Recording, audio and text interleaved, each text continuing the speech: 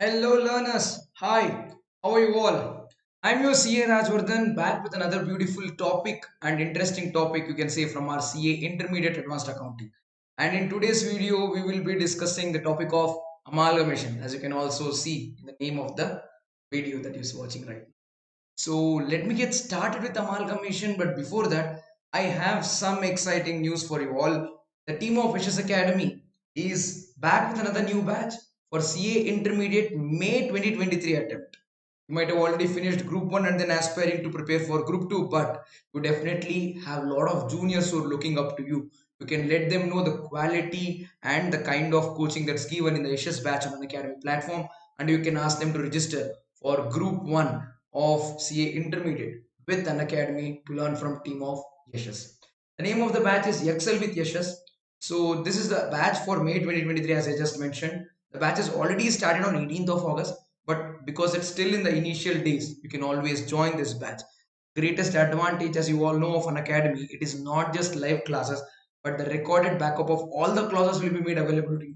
So in spite of the fact that you miss few days of class, you can still come back and then finish them in time, well before your May examination. In this team, you get to learn law from Karthikayar sir, accounts from Mayur sir, Ravikant sir, and me. Ravikant sir will be handling your accounting side portion, and the rest of the portion will be shared between me and Mayur Natha sir. And you have your tax being handled by Vijay sir, and costing is handled by Dhananjay Bhave sir.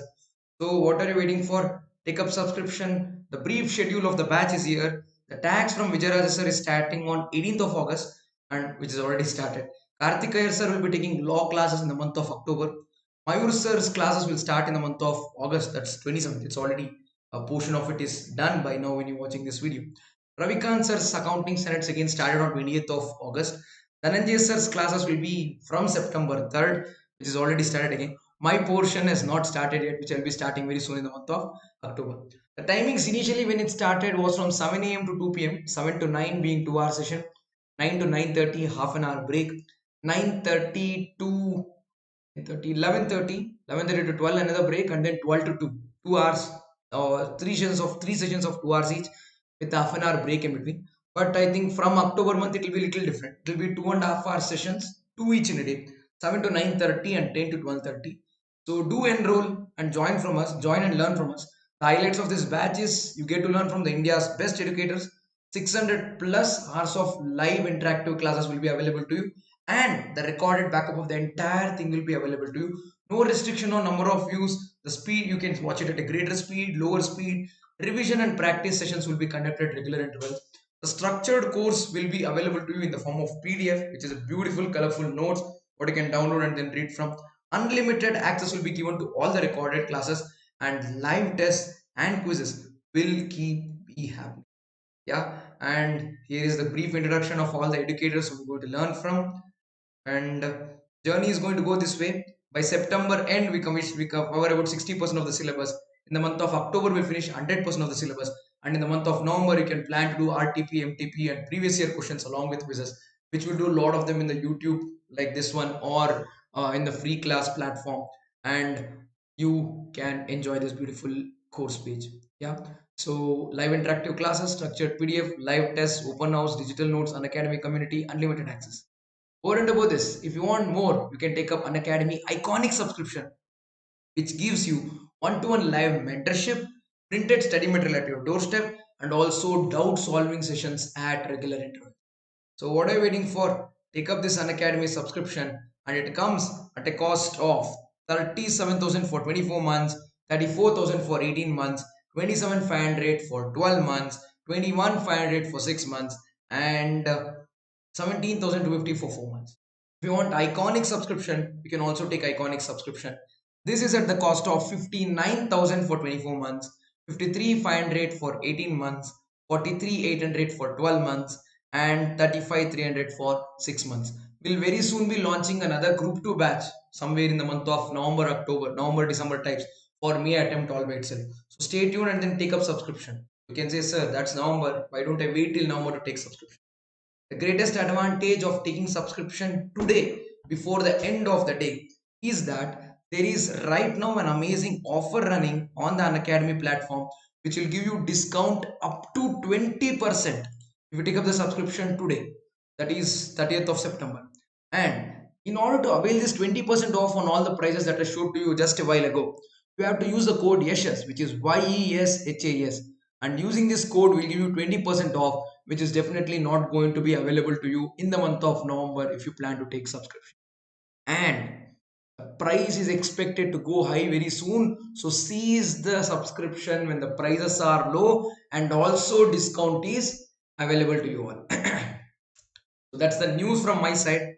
I hope you'll all consider this and then take up subscription. And there we go, we will now get started with the topic. A hearty welcome to all of you people to this session on amalgamation of companies. So, chapter from CA Intermediate Advanced Accounting. Mixed opinion is what people have on this chapter. Few say it is difficult, few say it's easy, few say it's lengthy, few say it is nice, but it is not worth doing it in the examination. No matter what you say, I'm going to change the perspective of this chapter. I'm going to tell you how practical this chapter can be, how interesting this chapter is, and why is it so very important to do in the exam.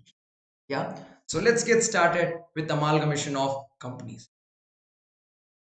This is the weightage of the chapter as per the BOS knowledge portal.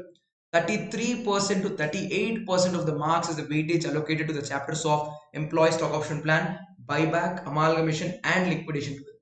I've already done a detailed series of videos here on YouTube only. It's about 3 hours, 3 videos of 1 hour each on liquidation, which you can watch, in which we have not just done the theoretical coverage, we've also done problem practice and we've done detailed discussion in a very short span of time. So you can definitely watch that, and if you watch it at 2x speed, it will come down to hardly 2 hours, and trust me, you'll ace liquidation chapter with it. And in this series, I'll finish off your amalgamation chapter, and very soon I'll come out with other chapters also.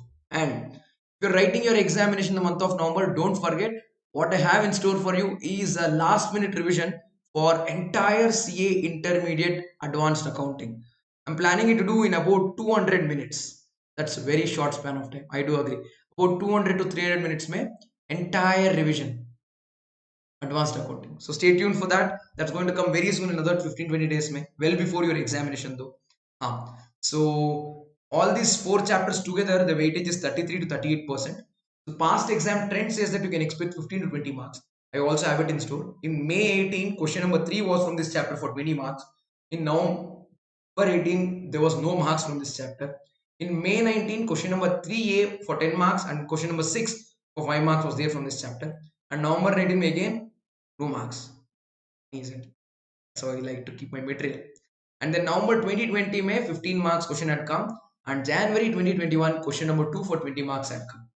Sir, you not updated December 21, May 22 and November 22.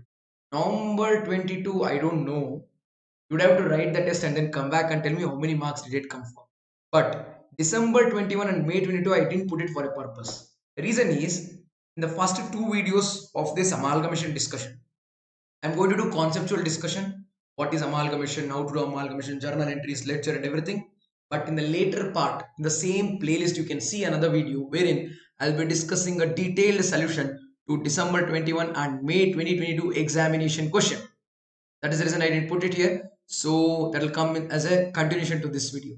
So please do wait to watch that as well. Yeah, because I believe in the fact that if you just teach theoretically, conceptually people will be strong, but in the exam it's not the theoretical knowledge that's tested. Practically there'll be a question in hand in the paper, and there's an the expectation is to write an answer on the other paper. So to live up to that expectation, I would train you people by solving not just random question which I like or I think important. I will solve 2 examination questions here in the free YouTube video for you to get the maximum advantage and make your preparations the best for your November 2022 exam. The reason is pretty simple. I don't want you all to be CA intermediate aspirants any longer. You've been CA intermediate aspirants for so long. Enough. Move on to articleship, move on to CA final students. So I want you all to move on to next level. So that's the pretty intention with which we'll be doing this in the coming up videos. Great. So that's it. So there were 2 attempts where the questions didn't come in the examination, but however, if it comes, 15 to 20 marks. Now let me go ahead and then tell you why is it that I consider this chapter an important chapter to be done and why am I doing it after liquid. I'll tell you the story of mine, what happened with me when I was preparing for my CA final, not intermediate, CA final. So CA final mein, there are a couple of very big chapters. One is consolidation, other one is corporate restructuring. Corporate restructuring is basically your amalgamation chapter with external reconstruction, absorption, everything put together. This was under the old syllabus of CA final, but though what really happened is the FR examination is the first examination. People will be tensed, and you don't really know if you should start studying this paper from 3 days, 4 days, or 5 days before the examination. I was of an opinion that second paper, third paper, fourth paper usually have just 1.5 day, or technically one and a half day left. So why should I give more than 3 days to the first paper? So I also kept about 1.5, but because it's the first paper, I kept 2 days of time for the first paper. So 2 days before my FR exam is when I started this. Though I had done my first reading and though I had done my first revision or two revisions before, I'm not a person of revisions, I did only one revision, let me be frank. So when I prepared, the day before the exam when I'm reading, I understood one thing that I can't revise all the chapters. Can't revise all the chapters the day before exam because the time isn't sufficient. If I revise all the chapters, I'm running through them basically. And my strategy was not to revise couple of chapters because I was conceptually strong in the chapter.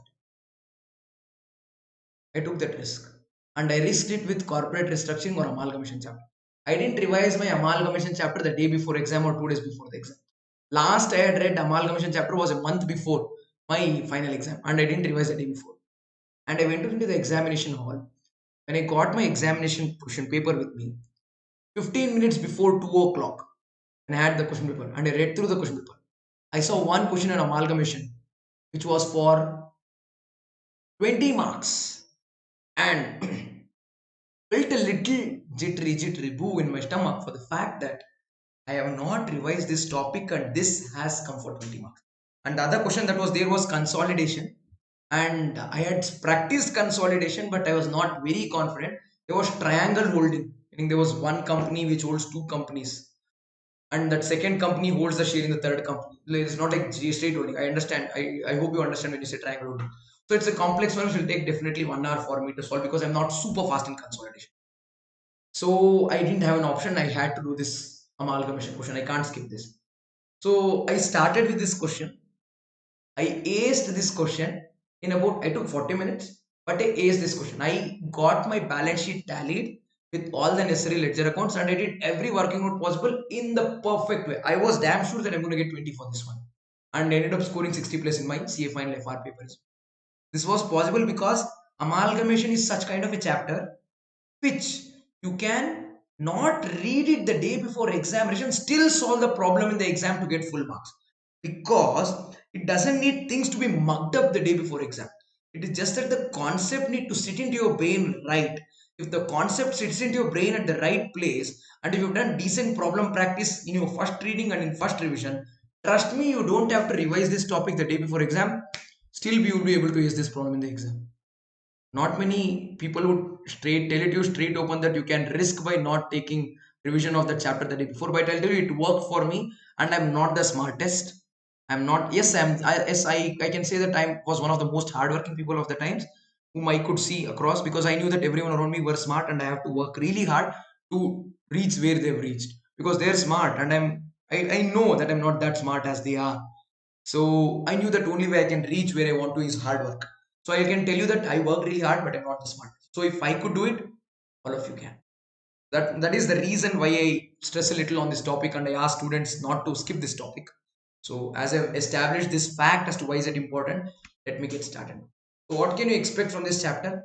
From this chapter, you can expect questions, theory-based questions on testing you what is amalgamation, absorption, and reconstruction. You can also expect questions which help you or which ask you to determine what type of amalgamation is it and types of amalgamation and differences between each type. And the questions can come on computation of purchase consideration under various methods and accounting entries or ledger accounts in the books of transferor, accounting entries or ledger accounts in the books of transferee, balance sheet of transferee company after amalgamation. So all of this can be asked from this chapter. And let's quickly get started. So I have a question for all of you. What is amalgamation? Think about the answer. Think about the answer. I'll take a small moment. I'll turn on the fan and take a sip of water. Yep, it's too hot in here.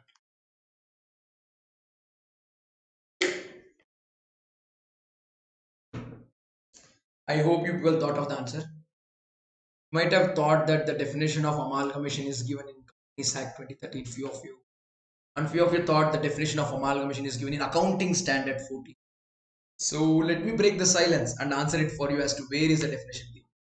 Para 3A of Accounting Standard 14 talks about amalgamation. Like, sir, I knew it, sir. AS 14 defines amalgamation. Relax, relax. Control your emotions. Watch carefully. Accounting Standard 14 Para 3A tells the meaning of amalgamation. You know what does it say? It says amalgamation is amalgamation as per the provisions of Companies Act 2013 or other statute, but includes merger. So AS 14 doesn't give us any clear-cut definition of the word amalgamation. It just says it is amalgamation as per Companies Act 2013, but it also includes merger. That's what it says. Sir, so what do we do? We'll go back to Companies Act 2013 and ask Companies Act, what is amalgamation? Yeah, the term amalgamation or merger is not defined under Companies Act 2013, under Companies Act 1956, and also under Income Tax Act 1961. There is no definition of amalgamation. Sir, then what is amalgamation? Then we say Companies Act 2013 explains merger, explains the word merger. It doesn't explain amalgamation. It says merger is a combination of two or more entities into one. The desired effect being not just accumulation of assets and liabilities, but organizations bring down their businesses into one and then continue. And this is again not definition. This is just an explanation given. This is just an explanation given in the act. I hope you guys got this. Let me repeat what I just told. The definition of amalgamation is not given in Accounting Standard 14 or Companies Act 1956, Companies Act 2013 or Income Tax Act. Para 3A of Accounting Standard 14 tells that amalgamation is as per the provisions of Companies Act 2013 and includes merger. And Companies Act 2013 explains the word merger. It says that it's a combination of two or more entities into one. Two or more entities into one. The desired effect is not just bringing the assets and liabilities together. It is like, okay, what's yours is mine, what's mine is mine, and then you bring it together. No. If that's not the objective. The objective is to merge the business and then continue the business in a big way. I hope you got it. Yeah, that, my friends, is what we mean when we use the word amalgamation. Let's go further little ahead and then understand this. What is amalgamation? What is merger? What is absorption? What is external reconstruction? What is internal reconstruction? All of this. So basically we'll understand three words: merger, that is amalgamation, absorption and external reconstruction. Shall we? The first word is amalgamation. The next word will be absorption, and the last word that we'll understand is external. So the first one, amalgamation. The standard and then very good example for amalgamation is that what happened between Idea and Vodafone. So there was a company by name Idea and there was a company by name Vodafone, and then they both came together to form we. You might have come across that ad. They used to say we so long, and then company went we. So that, my friends, is amalgamation.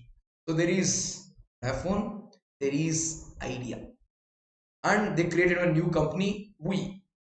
They liquidated Vodafone, they liquidated Idea, and we was created to take over the business of both Vodafone and Idea. So there are two liquidations, minimum two liquidations, one incorporation, and this incorporated company is taking over two liquidated companies. That is amalgamation. We'll see the next one. Absorption. What do you mean by absorption? Absorption is what happened between Vodafone and Hutch. Hutch and Vodafone. There was a company by name Hutchinson SA. Might have come across that ad, okay? You were this beautiful world in grass, blue sky. That ad used to come. So that was a business in India, Hutchinson SA. Vodafone is a UK based company. This UK based company was looking to step into Indian telecom market. And this Hutchinson SA was trying to basically get out of Indian market.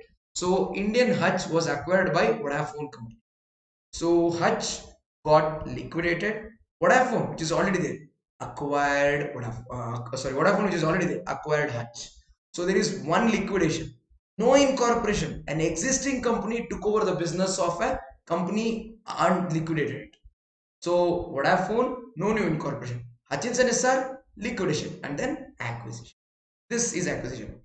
And another example of acquisition is Flipkart taking over Myntra, Flipkart taking over Jabong, and Walmart taking over Flipkart.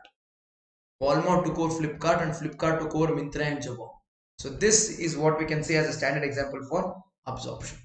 And after amalgamation and absorption, we have third new thing. It is external reconstruction. External reconstruction, what happens is one company is liquidated, another new company is formed. This new company is formed exclusively to take over this whole company. Let me repeat. This new company is formed exclusively to take over this old company. Basically, you might have seen internal reconstruction.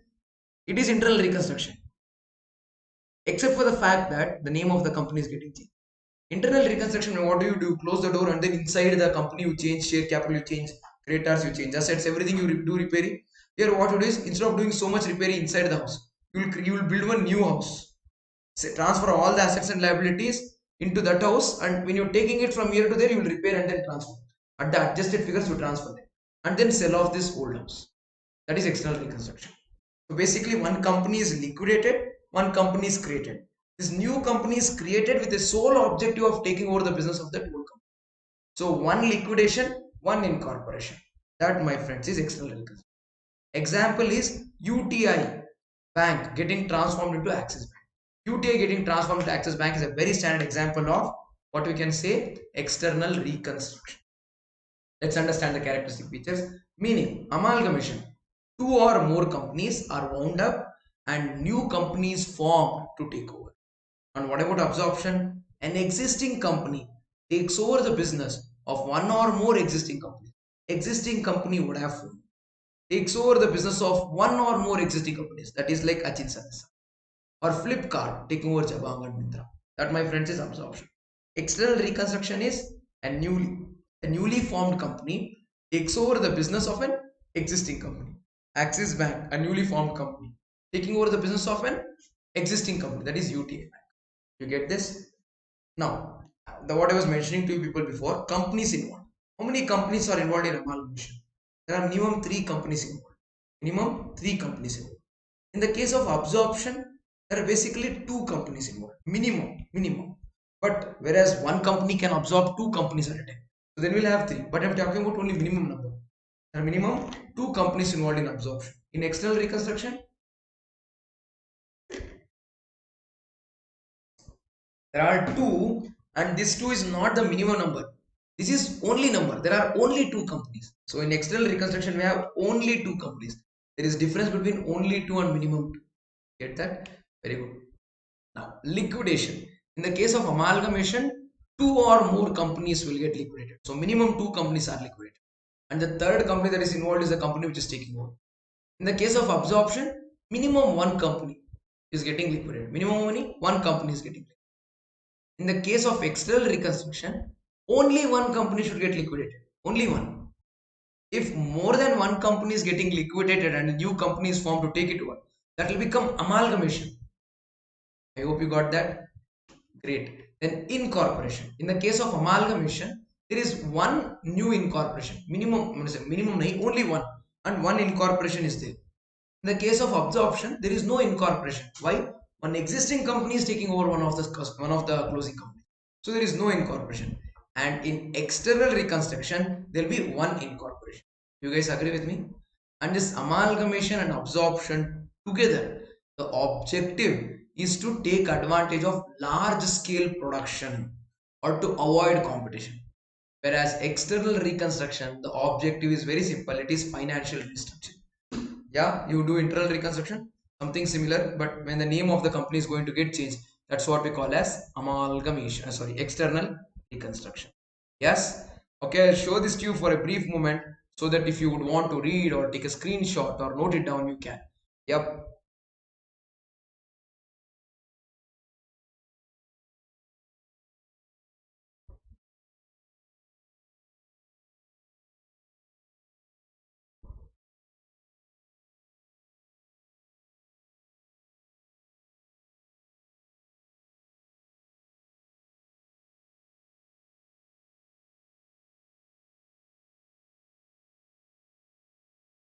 Yep.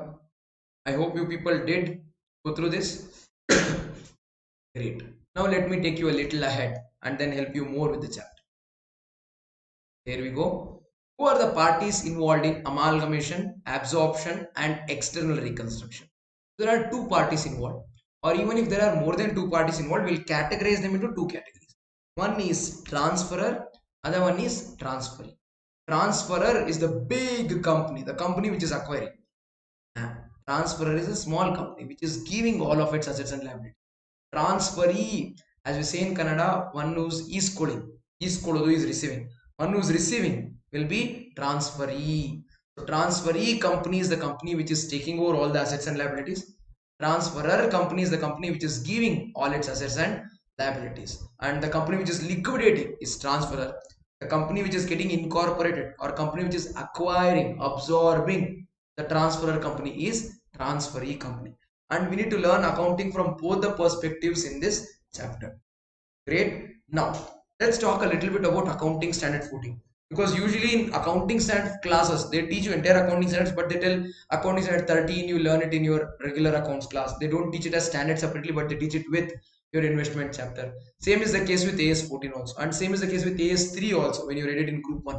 AS 3 will not be taught in usual AS class. They say this you learn it with financial statements of companies, cash flow statement. That's how it's going to be. Accounting standard 14 talks about accounting for amalgamation. And AS 14 deals with amalgamation, absorption, and external reconstruction. All the three are covered under accounting standards. All the three forms: amalgamation, absorption, and external. And AS 14 prescribes accounting in the books of transferee. The books of transferee company. AS 14 only and only tells us how to do the accounting entries in the books of transferee company. Transferee company is the company which is acquiring, which is continuing its business after acquiring the transfer. So how to do accounting in this books is given under accounting standard 14. And for this purpose, accounting standard 14 classifies everything: merger, absorption, external reconstruction, everything into two categories. Sir, but we just now saw these two categories here, whatever you just taught us. See, these classifications, whatever we have here, is right. Amalgamation, absorption, and external reconstruction. This is generally in the outside practical what we use. But for the purpose of accounting, the classification is little different.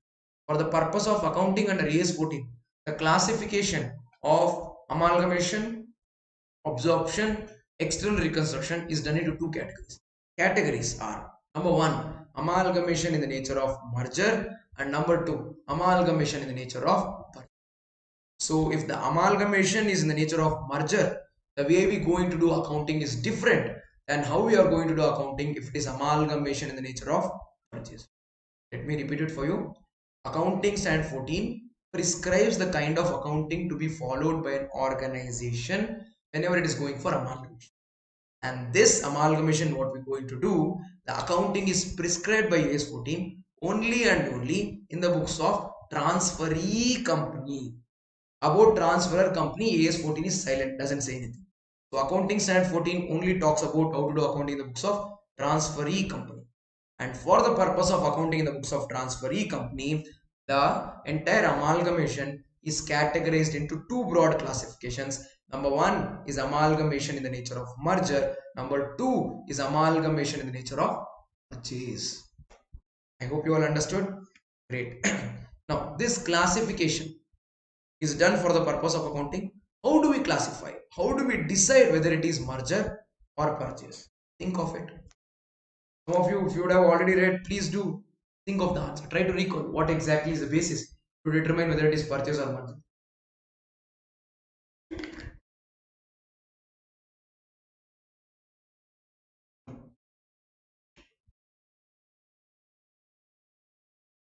There are 5 conditions given under accounting standard 14. How many? 5. If all these 5 conditions are satisfied, it is amalgamation in the nature of merger. If even one out of these 5 conditions is not satisfied, then it is amalgamation in the nature of purchase. So these 5 conditions help us decide whether it is merger or purchase. Let me repeat. These 5 conditions given under amalgamation standard, accounting standard 14, help us decide whether it is merger or purchase. Now let's see what are the 5 conditions. Shall we? So basically, amalgamation can be in the nature of merger or purchase. How do we decide merger or purchase? Based on five conditions. There is one, two, three, four, five. It's like one, two, three. It's not that. It is like one, two, three, four, five. All the five. If you tick, tick, tick, tick, tick, all the five conditions, all five are satisfied. It is amalgamation in the nature of merger. Even if one out of these five conditions, you satisfy one, two, three, four, but you didn't satisfy five, it is merger. No, no, it is purchase. So even if one out of five is not satisfied, it will become amalgamation in the nature of purchase. Then we decide how to do accounting in the books of merger and purchase. But before we go any further ahead to see how the accounting is done in merger, see how the accounting is done in purchase, what will we do? Let's quickly get in to understand as to what are these five conditions which are given as per para 3E of accounting standard 14. What are we discussing? How do we do accounting? Sorry, what are the five conditions that we need to check for as per para 3E of accounting standard 14? Shall we see that? There we go. Condition number one. The condition number one is all the assets and liabilities of the transferor company should be taken over by transferee company. All the assets and all the liabilities of the transferor small company should be taken over by transferee company. Get that? Very good. So this, you cannot say I'll take this and this I don't want. It's like all the assets are kept like what's up bro, what's up bro, what's up bro, what's up bro, kuchi, what's up bro, what's up bro. You can't do that for assets. That kuchi also should take over all the assets. And kuchi also. If you do kuchi and not take one asset, it will become amalgamation in the nature of purchase, and it will no more be amalgamation in the nature of merger. You guys get that? Yes. So condition number one says that all the assets and liabilities of the transferor company should be taken over by transferee company. Then we have the second condition. Second condition goes to say that minimum 90% of the shareholders of the transferor company should continue as shareholders of transferee company. Is it? Minimum 90% of the shareholders of transferor company should continue to be shareholders of transferee company. So, out of all the shareholders that are there in transferor company, minimum 90%. If there are 100 shareholders, minimum 90 of them should become shareholders in transferee after the takeover.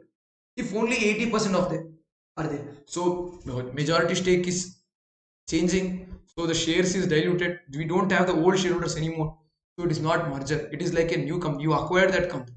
You get that? So it is with an intention that you need to retain so many people in your company. How do you retain minimum 90%? How do you ensure that shareholders of transfer continue to be shareholders in your company? You can ensure that by giving them consideration only in terms of equity shares. That's the third one. See here.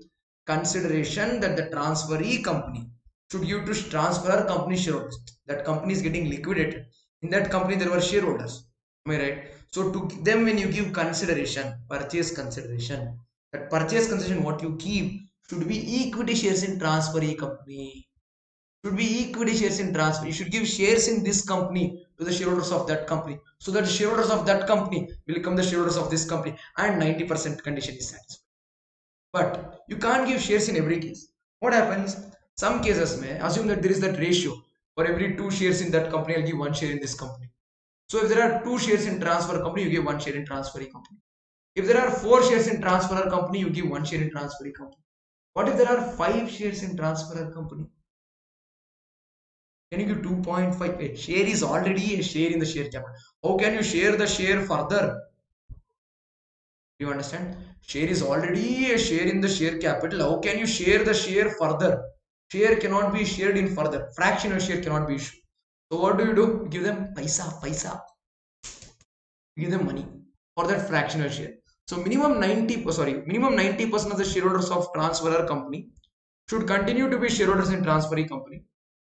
This is possible by giving the purchase consideration to shareholders of transferor company by way of equity shares in transferee company. And you can give cash to shareholders of transferor company for fractional amount if in case that ratio doesn't let us to give a share in part. Done. And in this 90% computation, the shares of the transferor company already held by transferee company are not counted. I might already be holding company, or I might be an associate, or I might be holding major stake in that company. 15%, 20%. Significant influence can be there, or I can be the holding company all by itself. But that should not be counted. If I already hold certain shares in that company, that should not be counted in this 90% category. Only other than what I hold, whatever the people other than me hold in that company, minimum 90% of them should continue.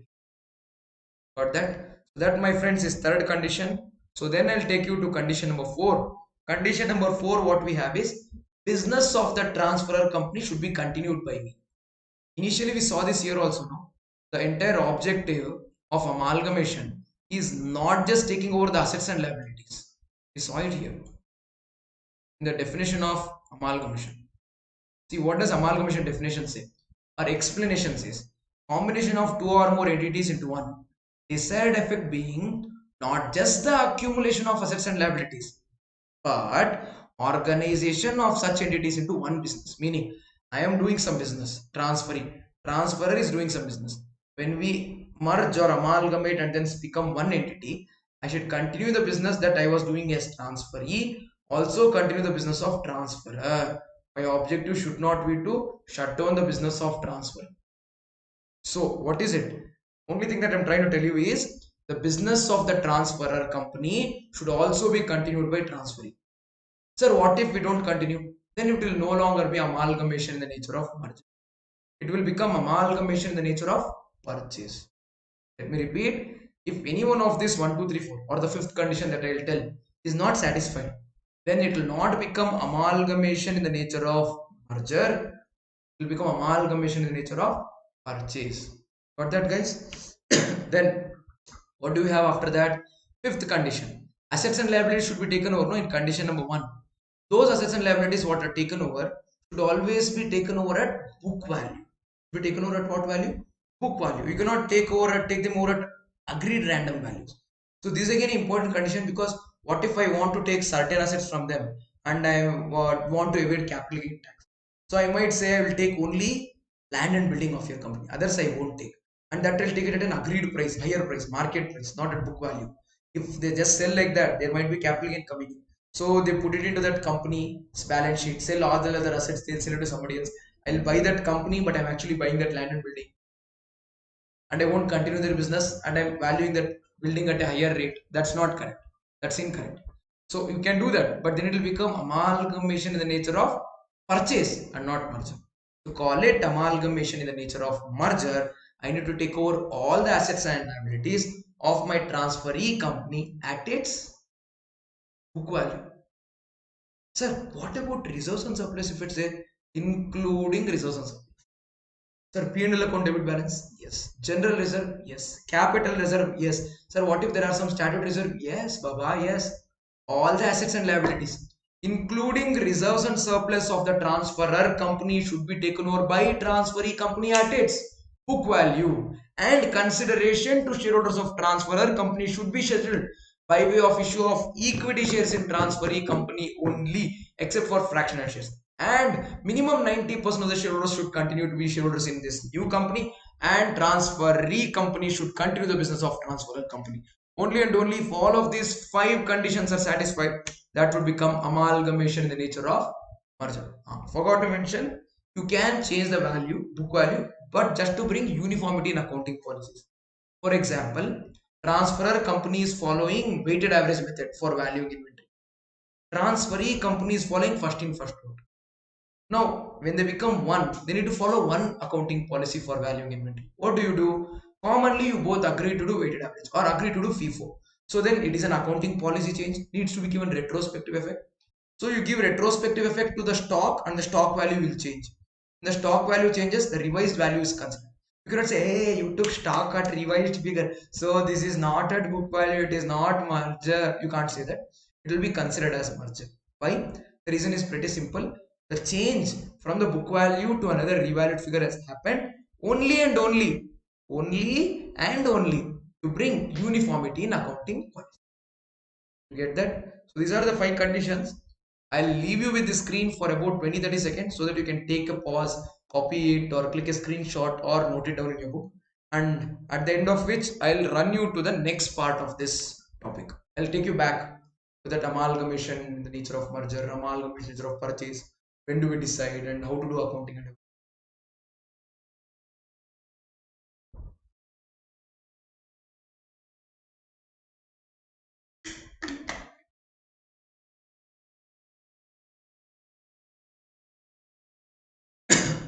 If in case you want the PDF on this topic and the solution to all the examination questions and RTP, MTP questions and everything, I have a very nice compilation for last minute revision especially. I can definitely share it with you. You just have to get in touch with me. Search for me. I'm CA Rajavardhan. People also call me Accounts Man.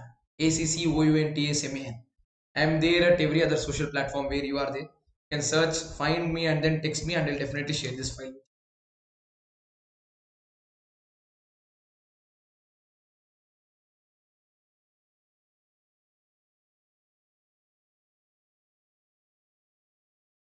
Yes, I hope you made a quick note of all of these five conditions or clicked a screenshot.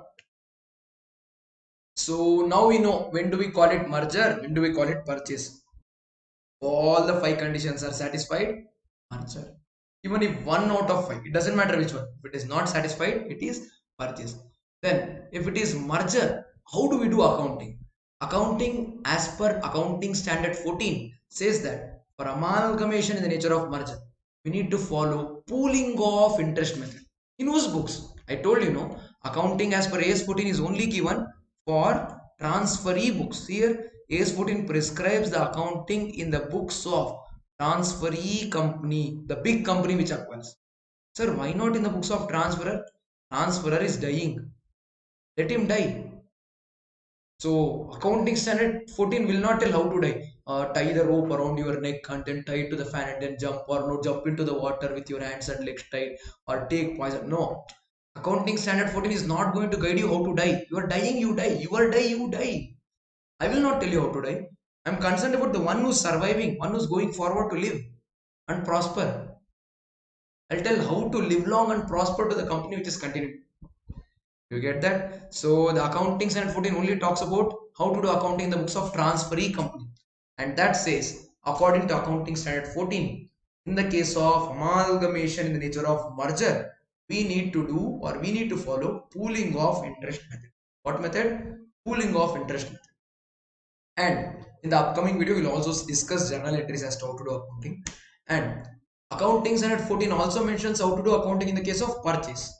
In the case of purchase, it says transferee company should follow purchase method. What should it follow? Purchase method. So let me just quickly repeat. In the case of merger, transferee company should follow pooling of interest method. And in the case of purchase, transferee company to follow purchase method. Okay, sir, you told us how to do accounting in the books of transferee company. Then what about transferor company? How to do accounting in the books of transferor company? If you ask this question from accounting standard 14, accounting standard 14 will make a innocent baby's face and then say, I don't know. What does AS 14 say? I don't know. So AS 14 doesn't say how to do accounting in the case of amalgamation in the books of transferor, whether it is purchase or merger. So then what do we do? AS 14 is silent about it. Then we would have to ask someone to tell something. Whom do we ask? GAP. GAP is generally accepted accounting principles. Generally accepted accounting principles, GAP tells us to follow dissolution approach, liquidation approach, or realization approach. Let me repeat, dissolution approach, liquidation approach, or realization approach. This is the approach mentioned to us by generally accepted accounting principles, what we follow. If you would have done partnership already, you might have read this in partnership, no? That there is a method by name, or to say realization approach is what we follow. Transfer all the assets at book value to realization account. Transfer all the liabilities at book value to realization account. Then what do? We'll take all of these assets and liabilities and then basically transfer it to the person who buys it. Purchase consideration due entry, purchase consideration receipt entry, assets not taken over disposed, assets not as liabilities not taken over disposed, realization expenses. After writing this, we'll arrive at realization profit or loss. This will be transferred to partners capital, and then partners capital account and then bank account or cash account entry should match. Do that usually. Same thing is done here also, but there we prepare partners capital account. Here we will prepare shareholders account to do the same. Otherwise this and that is same to same, no difference. Got it, guys? I hope you all understood. That's with regard to how to treat amalgamation in the nature of merger and purchase separate. We have a lot of interesting discussion coming up. In the next video, we'll be discussing what is purchase consideration and how to compute purchase consideration. So next video, please be stay tuned and then understand. To quickly revise what we discussed in today's discussion or in this video, we started with the topic of amalgamation of companies. I told you the weightage of the chapter and how many marks it has come for in the past few attempts. And then I told you what can you expect from this chapter of amalgamation in the examination. And then I told you the meaning of amalgamation, which is not defined under accounting standard or what do you say, the law. Only the explanation is given as to what it is. We discussed that. Then we went on to understand difference between amalgamation, absorption, and external reconstruction. And after this, we understood who are the parties to amalgamation, absorption, and external reconstruction. And we spoke about accounting standard 14 and what is the accounting that it recommends. It is based on the categorization of amalgamation, absorption, external reconstruction to two broad classifications, that is amalgamation in the nature of merger and amalgamation in the nature of purchase. Then we went on to understand how to determine whether it is amalgamation in the nature of merger or purchase, which is based on 5 conditions, which is given as per para 3e of accounting standard 14. We discussed all the 5 conditions. After discussing which, we understood how to do accounting for amalgamation in the nature of merger and purchase, which is pooling of interest method and purchase method. And we also understood the fact that accounting standard 14 is silent about what accounting is to be done in the books of transferor, for which we will rely upon generally accepted accounting principles, which basically requires us to do accounting in the technique of or in the approach of dissolution, liquidation, or realization. So I hope you all got this. So this is with regard to discussion in this video. That's it for now. But very soon I'm going to come about with another video wherein I'm going to discuss what is purchase consideration. I hope you stay tuned, follow this YouTube channel, like, share and subscribe, and also wait to watch the next video. In the next video, we'll discuss purchase consideration and little more about types of purchase consideration. In the video after that, we'll do journal entries and ledger accounts, what's required. We'll also do questions on amalgamation from the recent 2 attempts in the continuation to this series of videos. Yeah, so till then, remember, life is not a battle to be struggling, it's a game to be enjoyed. Till the time you're learning something, you are having fun, it's all good. The day you guys either stop learning something or stop having fun, trust me, you might start struggling because you might be in a battle. So thumb rule to stay happy is pretty simple, it is to stay in the game. So one last time on this day, I have just one simple question for all of you. Are we in the game? I hope the answer is yes. See you in the second part to amalgamation video. Till then, stay in the game. Tata, bye bye, take care, and get lost.